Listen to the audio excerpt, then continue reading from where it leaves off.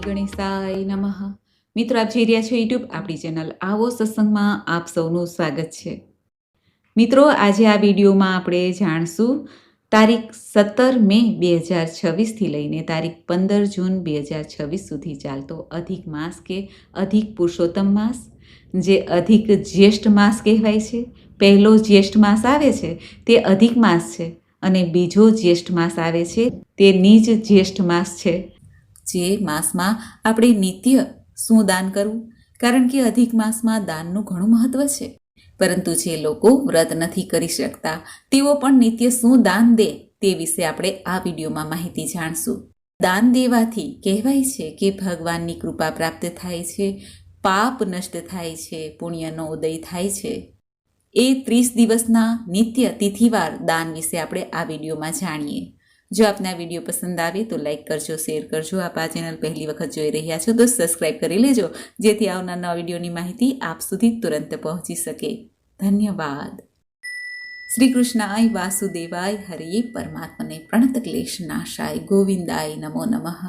બોલો જગતગુરુ ભગવાન શ્રી પૂર્ણ પુરુષોત્તમની જય. પુરુષોત્તમ માસના દરેક દિવસના વ્રતનું ફળ તથા દાનનો મહિમા, કયું દાન કરવું જોઈએ એ પણ જાણીએ. જેમ કે પુરુષોત્તમ માસની પહેલી તિથિ એટલે કે એકમનું વ્રત. આ વ્રત કરવાથી પાપનો નાશ થાય છે તથા આ દિવસે તલનું દાન ઉત્તમ છે. પુરુષોત્તમ માસની બીજની તિથિ એટલે કે બીજનું વ્રત રુદ્ર વ્રત કહેવાય છે.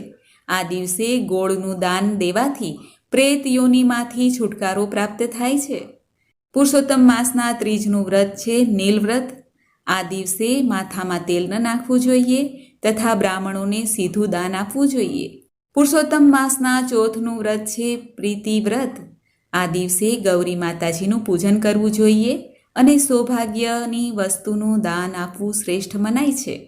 પુરુષોત્તમ માસના પાંચમનું વ્રત શિવવ્રત કહેવાય છે. શેરડીનું દાન કરવાથી તથા દૂધનું દાન કરવાથી અકાળ મૃત્યુ અટકે છે.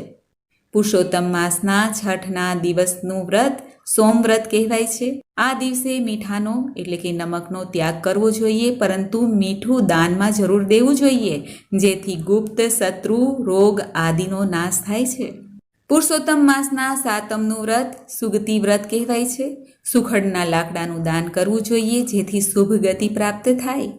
પુરુષોત્તમ માસના અષ્ટમીની તિથિ દુર્ગાષ્ટમી વ્રત છે. આ દિવસે મા દુર્ગાની સેવા પૂજા કરવાથી ભગવાન પુરુષોત્તમની કૃપા પ્રાપ્ત થાય છે તથા આ દિવસે ચણાની દાળનું દાન કરવું શ્રેષ્ઠ મનાય છે. પુરુષોત્તમ માસના નોમનું વ્રત વીર વ્રત કહેવાય છે. શક્તિ પ્રમાણે નાની બાળકી તથા ગૌરી માતાજીની પૂજા અર્ચના કરવી જોઈએ તથા શણગારનું દાન પણ કરવું જોઈએ, જેથી કોઈ જાણે અજાણે થયેલા અપરાધોમાંથી મુક્તિ મળે. અધિક માસ દસમની તિથિ દસમનું વ્રત ત્રયંબકમ વ્રત કહેવાય છે. આ દિવસે કુંભદાન દેવાય છે. કુંભ ઉપર દીવો રાખીને શિવ મંદિરે મૂકવો જોઈએ, જેથી શુભ ગતિની પ્રાપ્તિ થાય છે. આ દિવસે ચોખાનું દાન ઉત્તમ કહેવાય છે. પુરુષોત્તમ માસની 11સની તિથિ 11સનું વ્રત એકાદશીનું વ્રત. આ દિવસે દાન પુણ્ય ઉપવાસનો ઘણો મહિમા છે. કોઈ પણ વસ્તુ જરૂરિયાતમંદને દાન આપવાથી ઉત્તમ ગતિ પ્રાપ્ત થાય છે, મોક્ષની પ્રાપ્તિ થાય છે. પુરુષોત્તમ માસના 12સની તિથિ 12સનું વ્રત અહિંસા વ્રત કહેવાય છે. આ દિવસે કુળદેવતાની સામે દીવો પ્રગટાવવો જોઈએ અને કુળદેવતાની કુળદેવીની પૂજા આરાધના કરવી જોઈએ. આ દિવસે ચોખાનું દાન ઉત્તમ છે. પુરુષોત્તમ માસના 13સની તિથિનું વ્રત પ્રદોષ વ્રત કહેવાય છે. આ દિવસે શિવ પૂજન શિવ દર્શનનો મહિમા ઘણો છે. આ દિવસે ગોળનું દાન ઉત્તમ કહેવાય છે. પુરુષોત્તમ માસના 14સની તિથિ 14સનું વ્રત શીલ વ્રત કહેવાય છે. આ દિવસે ઘરને સાફ કરીને ઉંબરામાં સાથિયો પૂરવો જોઈએ, કુળદેવીને દીવો કરવો જોઈએ. આ દિવસે કરેલા મગની ખીચડીનું દાન ઉત્તમ કહેવાય છે. પુરુષોત્તમ માસના પૂર્ણિમાનું વ્રત પૂનમની તિથિ. પુરુષોત્તમ ભગવાનની પૂજા અર્ચના કરવી શુભ મનાય છે તથા આ દિવસે ભગવાન પુરુષોત્તમની કથા વાર્તા સાંભળીને બ્રાહ્મણોને દાન દક્ષિણા આપવી, ગાય માતાની સેવા કરવી જોઈએ. દૂધ અને ચોખાનું દાન આપવું શ્રેષ્ઠ મનાય છે. પુરુષોત્તમ માસ વદ પક્ષની એકમનું વ્રત દીપણી વ્રત કહેવાય છે. આ દિવસે લાપસી ખાવી તથા બ્રાહ્મણને ઘઉંનું દાન કરવાથી સર્વે નિંદા અને પાપથી છૂટી જવાય છે. પુરુષોત્તમ માસના વદ પક્ષની બીજનું વ્રત દ્રઢ વ્રત કહેવાય છે. આ દિવસે ચંદન, કંકુ, કેસર, અત્તર વગેરે સુગંધી વસ્તુનું દાન કરવું ઉત્તમ કહેવાય છે. માતા પિતાના દોષથી મુક્તિ મળે છે. પુરુષોત્તમ માસના વદ પક્ષની ત્રીજનું વ્રત બિલ્વ વ્રત કહેવાય છે. આ દિવસે ગુરુ વડીલોનું પૂજન કરવું જોઈએ, વંદન કરવા જોઈએ તથા અડદનું દાન કરવું જોઈએ. પુરુષોત્તમ માસના વદ પક્ષની ચતુર્થી તિથિ ચોથનું વ્રત કહેવાય છે. વિનાયક ચતુર્થી છે. ગણપતિ બાપાની પૂજા આરાધના કરાય છે. ગણપતિ બાપાને લાડુનો ભોગ ધરાય છે. આ દિવસે બાળકોને પ્રસાદમાં લાડુ વહેંચવા જોઈએ. શુભ ફળની પ્રાપ્તિ થાય છે. ગાય માતાને પણ લાડુ ખવડાવવા જોઈએ. પુરુષોત્તમ માસના વદ પક્ષની પાંચમની તિથિનું વ્રત પંચમીનું વ્રત નામ છે પ્રભાકર વ્રત. સૂર્યનારાયણની પૂજા કરવી જોઈએ. એક જ અન્ન ખાવું, જે અન્ન ખાવું તે દાન પણ કરવું જોઈએ, શ્રેષ્ઠ મનાય છે. સર્વે પાપો નષ્ટ થાય છે. ભગવાન પુરુષોત્તમની કૃપા પ્રાપ્ત થાય છે. પુરુષોત્તમ માસના વદ પક્ષની છઠ એટલે કે છઠનું વ્રત. આ દિવસે સ્કંદ ભગવાનની પૂજા થાય છે. સૂર્યનારાયણની પૂજા કરવી, સૂર્યના 12 નામ લઈને 12 નમસ્કાર કરવા શ્રેષ્ઠ ગણાય છે. તથા અગ્નિનારાયણ દેવને બપોરે 12 વાગ્યે 12 વખત ઘીની આહુતિ આપવી શ્રેષ્ઠ મનાય છે. પુરુષોત્તમ માસના વદ પક્ષની સાતમનું વ્રત સરસ્વતી વ્રત કહેવાય છે. આ દિવસે ઘરમાં સાફ સફાઈ કરવી, ઘરની પૂજા માટે ઉંમરે સાથિયો કરવો, બાળકોને મીઠાઈ આપવી. પુરુષોત્તમ માસના વદ પક્ષની અષ્ટમીની તિથિ આઠમનું વ્રત શ્યામ વ્રત કહેવાય છે. આ દિવસે પુરુષોત્તમ પુરાણ તથા કથા કરનારની પૂજા કરવી જોઈએ, દક્ષિણા આપવી જોઈએ. એવું જ મહાત્મય છે કે જેથી દ્રષ્ટિ દોષ નાશ થાય. ચોખાનું દાન કરવું પણ શ્રેષ્ઠ મનાય છે. પુરુષોત્તમ માસની નવમી તિથિ એટલે કે નોમનું વ્રત વિશ્વાનર વ્રત કહેવાય છે. આ વ્રત કરનારે ખીર ખાવી જોઈએ, ચોખાનું દાન કરવું જોઈએ, અગ્નિદેવને પ્રસન્ન કરવા જોઈએ.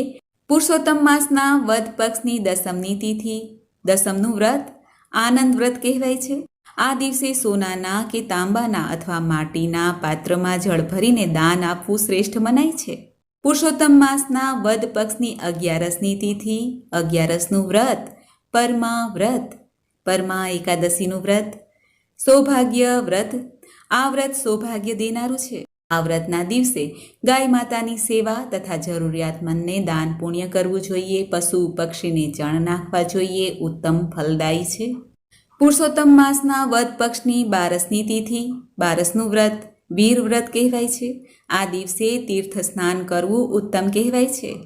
તીર્થમાં રહેલા દેવોનું પૂજન કરવું અથવા પુરુષોત્તમ ભગવાનનું વ્રત કરતા હોય ત્યારે પુરુષોત્તમ ભગવાનની સેવા પૂજા કરવી, કથા સાંભળવી તથા બ્રાહ્મણને દાન દક્ષિણા આપવી. પુરુષોત્તમ માસના વદ પક્ષની 13સની તિથિ 13સનું વ્રત યદુ વ્રત કહેવાય છે. આ દિવસે બપોરે એકટાણું ન કરવું, સાંજે એકટાણું કરવું જોઈએ. બાળકોને ગોળ દાળિયા વેચવા જોઈએ, દાન આપવા જોઈએ. પુરુષોત્તમ માસના વદ પક્ષની 14મી તિથિ 14સનું વ્રત. આ દિવસે કાંસાનું દાન આપવું શ્રેષ્ઠ મનાય છે, જેથી શરીરની શુદ્ધિ થાય છે. પુરુષોત્તમ માસના અમાવસ્યાની તિથિ એટલે કે અમાસનું વ્રત છેલ્લો દિવસ. પુરુષોત્તમ માસના આ છેલ્લા દિવસે શક્તિ પ્રમાણે બ્રાહ્મણોને દાન દક્ષિણા આપવી જોઈએ, વસ્ત્રદાન આપવું જોઈએ તથા પુરુષોત્તમ માસ કરનારે વ્રતનું ઉદ્યાપન પણ કરવાનું હોય છે. માટે ગાયની સેવા જરૂર કરવી, તુલસી માતાજીની સેવા કરવી, ઘરના મંદિરમાં રહેલા આપણા ઈષ્ટદેવ આદિની પૂજા અર્ચના કરીને જરૂરિયાતમંદને શક્તિ પ્રમાણે દાન કરવું અને પુરુષોત્તમ ભગવાનને પ્રાર્થના કરવી કે હે પ્રભુ, મારાથી જે વ્રત થયું છે તે વ્રતને આપ સ્વીકારો. જે કોઈ ભક્તો નિત્ય દાન ન કરી શકે તેઓ શું કરે? ભગવાન શ્રી નારાયણને પ્રિય આ પુરુષોત્તમ માસમાં ભગવાનને પ્રિય એવું કેળાનું દાન સર્વોત્તમ છે. ભગવાન શ્રી હરિ વિષ્ણુની પૂજામાં આપણે કેળાનો ઉપયોગ અવશ્ય કરીએ છીએ, ભોગ લગાવીએ છીએ. માટે ઘરમાં શુભતા આવે, સૌભાગ્યની પ્રાપ્તિ થાય તે અર્થે કેળાનું દાન કરવું જોઈએ. ગુરુનું પ્રતીક છે કેળા, સૌભાગ્યનું પ્રતીક છે કેળા. આ ઉપરાંત પીળા વસ્ત્રનું દાન કારણ કે ભગવાન શ્રી હરિએ પીળું પીતાંબર ધારણ કર્યું છે. પીળા વસ્ત્રનું દાન દેવાથી અધિકથી અધિક ફળ પ્રાપ્ત થાય છે, જીવનમાં શુભતા આવે છે. આ ઉપરાંત શ્રીફળ નારિયેળનું દાન દેવાથી પણ ઘરમાં અને જીવનમાં શુભતા આવે છે. શ્રીફળ અર્થાત લક્ષ્મીજીને પ્રિય એવું આ ફળ છે. લક્ષ્મીજીને પ્રિય એવું આ નારિયેળ કે શ્રીફળ જો મંદિરોમાં દાન દેવામાં આવે તો કહેવાય છે કે ઘરમાં લક્ષ્મીજીનો વાસ રહે છે. ભગવાન શ્રી નારાયણની પણ કૃપા પ્રાપ્ત થાય છે. આ ઉપરાંત ભોજનનું દાન, જરૂરિયાતમંદને ભોજનનું દાન દેવાથી સર્વશ્રેષ્ઠ ફળની પ્રાપ્તિ થાય છે. કહેવાય છે કે ભૂખ્યાને અન્ન અને તરસ્યાને જળ મળે એથી ઉત્તમ મોટું દાન ક્યું હોઈ શકે. આમ આ પુરુષોત્તમ માસમાં આપણે આ વસ્તુનું પણ દાન કરી શકીએ. અને આપણે ખાસ કરીને ભાગવત મહાપુરાણનો પાઠ છે, વિષ્ણુ સહસ્ત્ર નામ પાઠ છે, તે પણ કરી શકીએ છીએ. ભગવાનનું નામ જપ કરવાથી પણ પાપ નષ્ટ થાય છે. દાન કરવું એ સર્વશ્રેષ્ઠ મનાય છે, પરંતુ આપણે જે દાન દઈએ તે ભાવથી પ્રેમથી દેવું જોઈએ, તિરસ્કારથી દેવું ન જોઈએ, કારણ કે તેનાથી કોઈ ફળ પ્રાપ્ત થશે નહીં. અને જે ભક્તો પુરુષોત્તમ માસનું વ્રત કરે છે, આખો માસ વ્રત કરે છે, નિયમ લે છે, તેઓ પણ છેલ્લા દિવસે જે વસ્તુનું નિયમ લીધું હોય કે આ વસ્તુનો ત્યાગ કર્યો હોય તેનું દાન અવશ્ય દે. બ્રાહ્મણોને દાન કરી શકાય છે દક્ષિણા સહિત, અથવા જરૂરિયાતમંદને પણ દાન દઈ શકાય છે, મંદિરોમાં દાન દઈ શકાય છે. આમ કરવાથી પુણ્યના ભાગી બનાય છે. પુરુષોત્તમ માસ 3 વર્ષે આવે છે અને ભગવાનની અધિકથી અધિક ભક્તિ કરીને મનુષ્ય પોતાનો જન્મારો સુધારી શકે છે. ધર્મ, અર્થ, કામ, મોક્ષ આપનાર એ પુરુષોત્તમ માસ છે. ભગવાન શ્રી નારાયણે સ્વયમે પોતાનું નામ જેને આપ્યું છે તે છે પુરુષોત્તમ માસ. માટે પુરુષોત્તમ માસનો પૂરેપૂરો લાવો લઈએ અને પ્રભુની ભક્તિ કરીએ, સત્સંગ કરીએ અને જીવનમાં આરોગ્ય, સૌભાગ્યની પ્રાપ્તિ કરીએ. ભુક્તિ અને અંતમાં મુક્તિ પ્રાપ્ત થાય એવી પ્રભુને પ્રાર્થના કરીએ કે જેથી ફરીથી માની કોખે જન્મ ન લેવો પડે, જન્મ મરણના ચક્કરમાં ફસાવું ન પડે, એ દર્દ અને પીડાને સહન ન કરવી પડે. પ્રભુને ભાવથી પ્રેમથી ભજીએ, નમન કરીએ. બોલો પુરુષોત્તમ પ્યારાની જય. મિત્રો, મને સાંભળવા માટે ધન્યવાદ. આપ સૌને મારા જય શ્રી કૃષ્ણ.